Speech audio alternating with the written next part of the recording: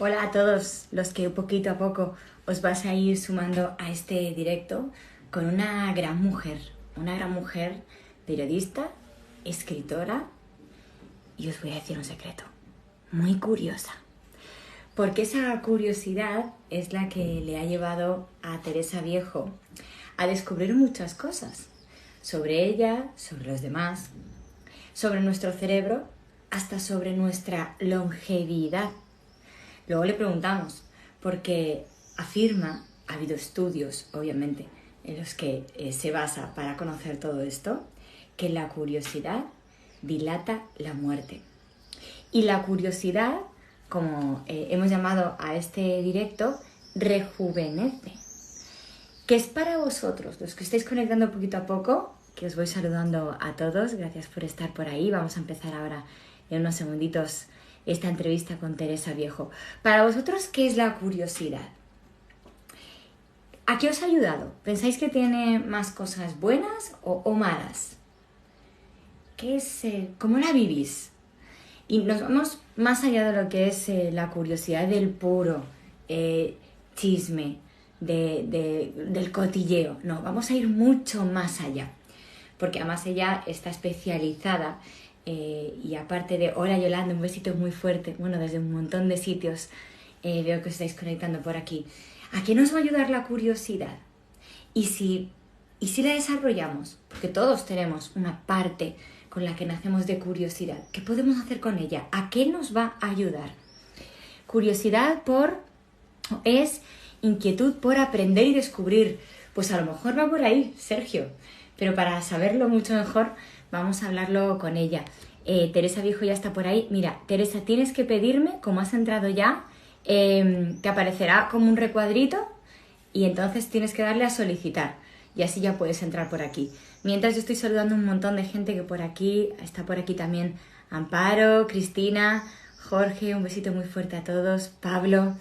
Yo diría más que la curiosidad es inquietud por a ver qué decía, por temas profundos y apreciarlos. Bueno, qué profundidad tenéis ya sobre la curiosidad. Pues vamos a aprender todavía muchísimo más con una gran escritora y periodista a la que quiero muchísimo. La quiero muchísimo. Me encantan sus libros, pero ella me encanta mucho más. Me lo vais a permitir. Teresa, ¿Cómo estás? ¿cómo estás, ¿Cómo cariño? estás, Patricia? Qué alegría saludarte. ¿Cómo estáis todos? Estaba aquí desanudando mi micrófono, pero yo creo que nos vamos a escuchar así muy bien, ¿verdad? Perfecto. Yo estoy también sin micrófono y sin auricular. Así Genial. como muy de tú a tú, como me gusta mucho y yo creo como muchos descubren además a una Teresa Viejo muy especial. Yo creo que con los años te hemos ido descubriendo y redescubriéndote de otra manera. A lo mejor es porque ya te has aplicado esto de la curiosidad y cada vez se te ve más radiante, más No me plena. estoy ajustando aquí las luces porque cuando me he puesto delante de la ventana digo, Dios mío, si se está poniendo el sol y todo esto era mal. Y digo, bueno, he bajado la persiana porque si no, Se te no ve se veía. fantástica, fantástica. Esa primera pregunta además que tú lanzabas, y que yo creo además ahora, Teresa, que hoy más que nunca esta pregunta del cómo estás realmente alcanza mucho más valor, que antes parece que se decía como por quedar bien o por De educación. hecho, fíjate, me pasa una cosa, Patricia, y es que a veces cuando estás respondiendo un mail muy rápido, porque vas a pedir alguna cosa, así, me doy cuenta que la inercia te lleva a decir, hola, mira, me comunico contigo para tal cosa. Entonces me paro y digo, eso ya no es. Es un poco lo que yo llamo abrazar con palabras. Ya no puedes conectar así con la gente. O sea, tienes que conectar diciendo, ¿cómo te encuentras? Espero que tú, los tuyos estéis bien, que estés acomodándote, lo que sea. Es decir, como tú te expreses y te resulte más genuino, pero previamente hay que hacer ese acercamiento a la persona. O sea, ¿qué es esto? Es profundamente violento decir, mira, necesito que me traigas tal cosa. No, eso no es así. Estamos en otro tiempo ya. Sí. Y un tiempo en el que, fíjate, porque tú también hablas como que hay momentos o cambios en la vida y que esos momentos dan pie a un nuevo inicio, a lo mejor a un cambio más profundo, a una nueva etapa en nosotros. Puede que este haya significado ese momento, bueno, elevado a la enésima potencia, obvio, porque esto va a ser un cambio brutal, pero puede que esto haya sido como un parón para plantear, replantear, reflexionar. Para muchas personas debería ser así. he grabado un vídeo que mañana lanzaré en redes, que es precisamente eso. Para algunas personas que andaban en proceso de despertar, yo me gusta utilizar conceptos muy sencillos, ¿no? Como despertar, ¿no? Anthony de Melo, que es un autor al que yo leo mucho y sigo mucho, empleaba esa idea de awakeness, ¿no? De despertar. Yo creo que es un poco eso lo que estamos viviendo ahora. Hay personas que estaban en proceso de despertar, otros que ya estaban más despiertos, otros a lo mejor que no están en absoluto preparados y que, bueno, para ir preparados o preparadas, y para ellos esto es un trámite dolorosísimo y ya quieren pasar a la vida justo como era el día 1 de marzo del año 2020. Sí. Bueno, cada uno... Y hay otras personas, ¿no?, que, como es mi caso, cuando ya llevas un proceso de apertura importante, dices, bueno, es que todo eso que tú de forma intuitiva has visto, lo compruebas después, ¿no? O sea, te habla la naturaleza, te habla el universo, te habla el mundo, te habla el planeta, te habla la propia colectividad, te habla la consciencia, te habla la humanidad como una única conciencia unida, ¿no? Es muy interesante. Y en este proceso y en este cambio va a ayudarnos mucho la curiosidad. Desde aquí yo voy a recomendar una charla TED que ha hecho Teresa Viejo, que es súper reveladora. Son de esas, además, son 15 minutos y te dan ganas de seguir otra vez escuchándola para... ¡Wow! Porque das ideas de las que hay que como dosificar poco a poco y empezar como a analizarlas, ¿no? Y que dejen pozo, ¿no? ¿Qué papel va a jugar en este momento? ¿A qué nos va a ayudar la curiosidad, Teresa? De forma muy sencilla, nos va a permitir tener una mentalidad abierta y flexible. Las mentalidades rígidas, que son con las que hemos trabajado a lo largo de toda nuestra vida, porque era la mentalidad imperante del siglo XX, bueno, tenía a lo mejor unas ventajas de eficacia, de marcarse objetivos y, oye, dirigirse en esa dirección y no moverse, ¿no? Ese objetivo es objetivo. Pero este ya es un tiempo de mentalidades flexibles y eso nos va a permitir, bueno, pues abrirnos a todo, a cuestiones vitales que no nos habíamos planteado nunca, a conocer nuevas personas, a probarnos en diferentes actividades profesionales que hasta el momento nunca habíamos probado, a las que no teníamos cierta predisposición, ¿no?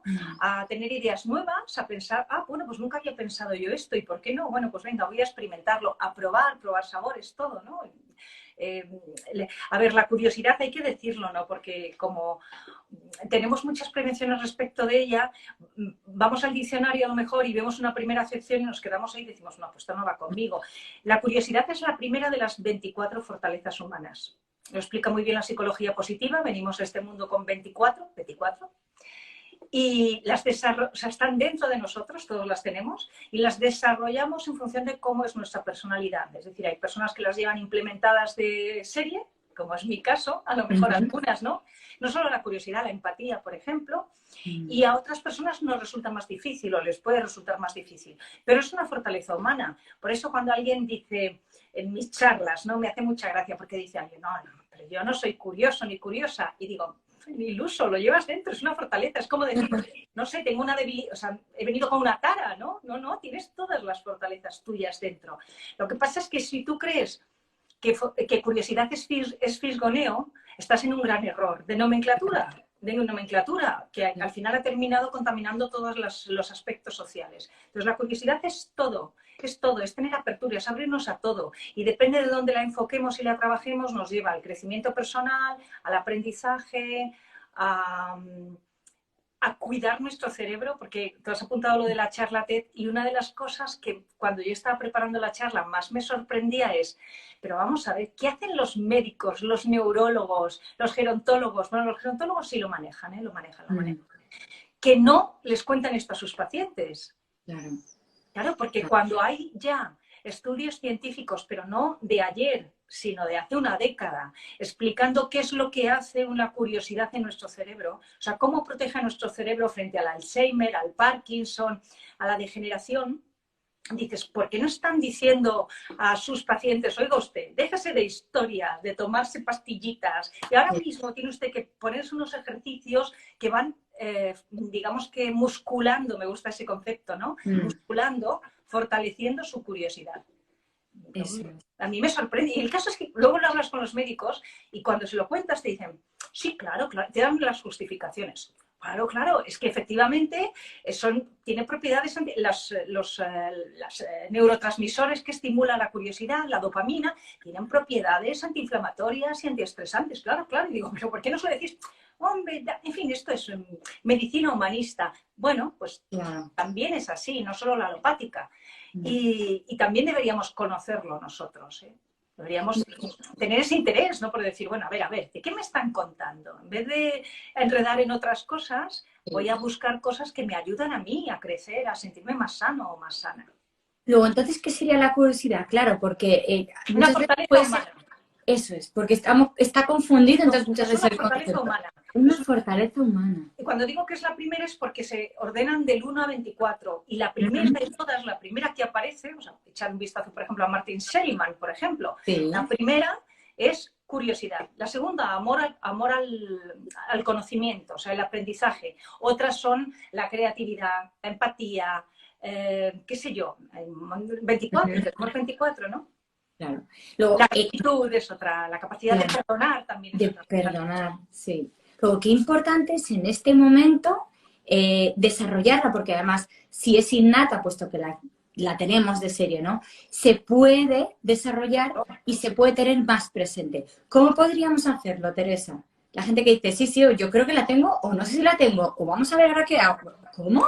Ver, la curiosidad, claro, yo me dedico a eso, entre otras cosas, o sea, me dedico a programas, a procesos formativos que estimulan la curiosidad. O sea, podemos estimular la curiosidad estimulando la observación, que es el primer paso. De una forma sencilla, así en el día a día, estimulando la observación, poniéndonos ejercicios para observar, ¿no? Observar con todos los sentidos. Y luego ya de forma práctica, estimulando el concepto pregunta, es decir, llenando nuestro discurso de preguntas, nuestra comunicación de preguntas, pero no valen cualquiera. O sea, tienen que ser preguntas que nos lleven, preguntas lo que se conocen en coaching como preguntas poderosas. Entonces, bueno, pues me gusta mucho también enseñar a hablar y a comunicarnos preguntando, es muy interesante. Y preguntando, que esto es algo que es digamos, una fórmula un poco mía, es aplicar la comunicación no violenta a la pregunta. Es decir, hay cierta prevención respecto de la pregunta. A veces me dicen, bueno, pues yo pregunto, pero la gente se siente incomodada, ¿no? O sea, me estás agrediendo. Bueno, pues preguntemos desde la no agresión. Claro. Hagamos preguntas que la otra parte no despierte ningún recelo, ni ninguna incomodidad, ni que se perciba la pregunta como una intromisión. Claro. Fíjate, alguien estaba diciendo por aquí que qué importante es, por ejemplo, la curiosidad en los niños. Bueno, imagino que es vital, claro, porque ellos de alguna manera es como el origen de luego todo ese desarrollo, ¿no? Absolutamente. Es que además, cuando llegamos al mundo, la curiosidad es virgen absolutamente. Lo vemos en los niños que quieren probar todo, meterse todo en la boca, toquetear todo. Hay una teoría psicológica muy interesante que asimila la curiosidad al apego seguro. Y cuando no se produce en la infancia un apego seguro, es decir, los padres son demasiado protectores con los niños o trasladan sus miedos cuando los niños hacen algo, esos niños después serán adultos que habrán inhibido la curiosidad. Es una teoría, yo no digo que sea exacto, ¿no? Bueno, está ahí, es interesante, ¿no? Yo voy cogiendo todas y las voy mezclando y a mí me sirven, ¿no? Y me sirven para transformar y para formar a otras personas. Y hay un momento, hay una investigadora, bueno, hay grupos muy interesantes que están estudiando ahora mismo la curiosidad. Por ejemplo, en el MIT, ¿no? En el Instituto Tecnológico de Massachusetts, tratan de ver qué es lo que se produce, o sea, qué clic hace el cerebro en algún momento de la infancia para que no tenga esa apertura ante la curiosidad. Y normalmente una investigadora que yo sigo que me gusta mucho, normalmente es porque llenamos el cerebro de muchas cosas y así en un lenguaje muy sencillo para que lo entendamos, no en los niños, sino sobre todo cuando empiezan a ser adolescentes y ya cuando llegamos a una edad en torno a los 20, no reseteamos. Es decir, asumimos como verdades muchas, yo entre comillas, cosas y se convierten en creencias y eso luego nos limita. Entonces, tenemos que al mismo tiempo que se trabaja la curiosidad, trabajar también el espíritu crítico, para que el niño vaya conformando a través de esa curiosidad su propio criterio. Y eso es interesantísimo, porque eso dará después a luz adultos con criterio y flexibles. O sea, no de estos que se dirán, pues yo solo escucho o leo esto porque son mis ideas. No, hay más. No pasa nada. Sí. Es que hay un momento en el que de repente perdemos esa parte de niños de preguntar, de curiosidad, de intentarlo, de no pasa nada si lo intento y no sale mal.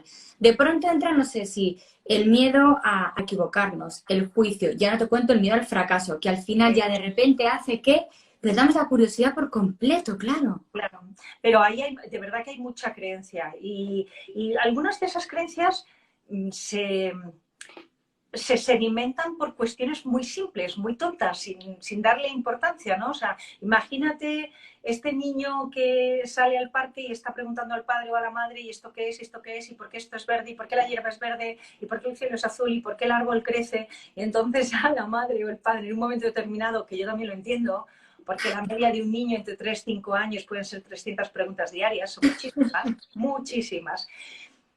Pues ya un poco hastiado o hastiada le dice, mira, de verdad es que me pones la cabeza, no preguntes más. Ese niño entiende que cuando él pregunta de forma espontánea y genuina algo, está haciendo algo mal y está inhibiendo su comportamiento. Por tanto, puede ser un adulto solo por eso, es que así funciona la psicología infantil, solo por eso, si eso se reproduce varias veces, cuando llegue a una reunión o cuando llegue a la universidad y entonces él quiera preguntar, diga, no, es que voy a marear al señor de aquí o me están exponiendo un proyecto y yo, bueno, vaya, ya si acaso, no sé, lo consulto con mis compañeros a ver si lo he entendido. Sí. Me da mucha pena eso. Claro, a veces los padres me dicen, ¿y qué hacemos? Porque estamos hartos. Y digo, una cosa muy simple. Cuando el niño empiece en esa cadena de preguntas y vosotros ya no podáis más, de urdir respuestas ingeniosas, reales, bueno, quiero decir, veraces o no, porque a veces no le puedes contar al niño por qué la hierba es azul, es verde, explicándole, qué sé yo, porque no va a entender. Siempre digo, pues responder algo muy simple. ¿Y tú por qué crees que es así? Wow. Y así le pasa a ser buenísimo. Y el niño inmediatamente empieza a desarrollar su imaginación. Entonces, ante cada pregunta que él te haga, le dices con interés, ¿no? ¿Y tú por qué crees que es así? Cuéntamelo. Y el niño dirá, una tontería de las suyas. Y tú sigues, ¿así? ¿Y por qué? Tú le sigues preguntando y el niño se habitúa a eso y no tiene miedo a preguntar. Claro, claro. Es darle ahí un giro. Cosa que deberíamos hacer también, incluso también nosotros los mayores, preguntarnos muchas veces, ¿no? Siempre lanzamos al otro, ¿no? ¿Y tú qué crees? ¿Y tú qué harías? ¿Y tú como tal? No, bueno, ¿y tú qué crees? Y es devolverle un poco, devolver también esa responsabilidad también a cada uno, ¿no? Observarnos. Decisiones y observarnos. Me gusta decir que el miedo, que claro, es insensato pensar que uno puede vivir sin miedo. El miedo está ahí de la misma manera que el conflicto va a aparecer siempre en la comunicación. Es más, cuando aparece el conflicto va a surgir después un escenario mucho más rico que el que había antes. El conflicto normalmente enriquece una relación. Pues el miedo está ahí para advertirnos. Y lo que hay que hacer con el miedo es observarlo porque está hablando de nosotros o de nosotras. El miedo me dice cosas de mí que yo no suelo ver. Hoy he participado en una cosa muy bonita que era una meditación colectiva y cuando estábamos preguntando a Gurdjieff, que era quien estaba guiando la conversación, que es un gurú indio que, bueno, que es uno de los grandes líderes espirituales en este momento, le preguntaba, no era yo, era un compañero, le preguntaba una cosa y ha dicho una cosa preciosa. Y ha dicho, nos obcecamos en mirar a la luz, nuestra propia luz, y huir de la sombra. Pero es que la sombra es la otra cara de nuestra luz. No podemos ver nuestra luz si no vemos nuestra zona de sombra. Están ahí las dos. Entonces, ¿por qué rechazamos la zona de sombra? Observémosla. Hagamos eso con nuestros miedos. Yo no quiero conocer, y lo digo así, suena muy rotundo y muy tajante, el quiero, pero entendámoslo en... No es mi deseo conocer solo las cosas bondadosas que puedo tener yo, lo empática que puedo ser o que puedo ser más o menos motivadora. No, yo quiero saber de mí dónde están mis sombras, porque si no, no las voy a saber trabajar. Entonces, cuando aparezcan, no huyamos, no nos sintamos avergonzados ni avergonzadas de ellas. Están ahí, nos están hablando, qué bien, qué chulo, venga, voy a mirar a ver qué es lo que hay ahí. Sí. Le pongo curiosidad a mi interior. Qué bonito. Yo siempre digo además, ¿no? Que esas sombras que muchas veces tenemos miedo a ver, esa parte nuestra a lo mejor más triste, esa parte nuestra que tenemos también todos un poco de egoísmo, o esa parte que tenemos también a veces de el no querer algo o el no reconocernos en eso nos hace únicos. Nuestras luces y nuestras sombras nos hacen únicos. Todos somos eso, es decir, cada uno tiene todo eso en esa persona. Mira, he aprendido una cosa respecto del egoísmo, porque durante mucho tiempo me he sentido un tanto... voy a hacer una cosa según estoy hablando, que es subir la persiana, porque me vais a ver mejor, perdona. Vale, se te ve muy bien, ¿eh? Pero súbela. Además se te ve fantástica con ese ramito de flores que tienes ahí, por ahí también fantástico. Ahora también se te ve más. Ahora es como ya si hubiera amanecido ahora.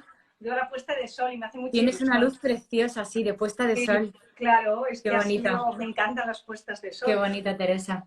Y yo he aprendido, porque fíjate, estas cosas que a mí, de niña, o sea, mi madre también me decía eso de, eres muy egoísta, no te quedes con... Entonces yo con eso, cuando me decían esas cosas, he crecido un poco con esa sensación de, jolín, qué egoísta, tal. Y he entendido que el egoísmo es necesario porque se convierte en autocuidado. Es decir, el egoísmo es una cosa y el egocentrismo es otra. Entender egoísmo como me voy a cuidar está muy bien, porque yo no puedo dar aquello que no tengo. Si yo no he satisfecho mi necesidad interior de afecto, de seguridad, de confianza, ¿cómo voy a dar confianza a otra persona que me escucha? Si soy un manojo de inseguridades, no, tendré que trabajar mis inseguridades y una vez que yo ya he hecho el trabajo, entonces puedo estar con alguien y decirle, mira, he ido por ese camino, sé cómo funciona y ahora quiero compartirlo contigo. Es que eso es precioso. Yo siempre digo, es que si uno no está bien, no piensa en uno mismo, porque hemos equivocado mucho la palabra egoísta y el egoísmo en sí es verdad que es algo malo, pero no es egoísta pensar en ti. El egoísmo de decir, si yo estoy bien, mi mundo alrededor también está bien. Si saco lo mejor de mí, voy a dar lo mejor de mí a los demás. Yo creo que esa también es una de las creencias que deberíamos de romper observando desde dónde estamos viendo ese egoísmo, ¿no? Claro, es que necesitamos estar bien. Pensemos en las madres. ¿Cómo funciona mejor una madre? ¿Cómo ejerce mejor de madre? ¿Cómo acompaña mejor a su hijo? Cuando tiene 50.000 necesidades por satisfacer y por tanto se siente mermada, o cuando está plena.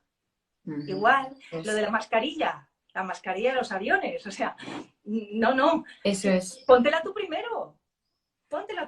Si hay cualquier cosa, luego ya cuida a tu hijo. No, a mi hijo, ya bueno, si te pasa a ti algo, ¿qué va a hacer el niño? O sea, tu hijo no va a poder, exactamente, claro. Y dicen por ahí, necesitamos romper con esas creencias limitantes, por supuesto. Bueno, y todo esto nos lleva además, no voy a desvelar mucho más de esa charla TED de Teresa y del libro que esperamos que saque sobre esto, por favor, sino que, pero sí que es verdad que a mí me gustaba este titular para el directo de hoy, ¿no? Que es el de tu charla TED.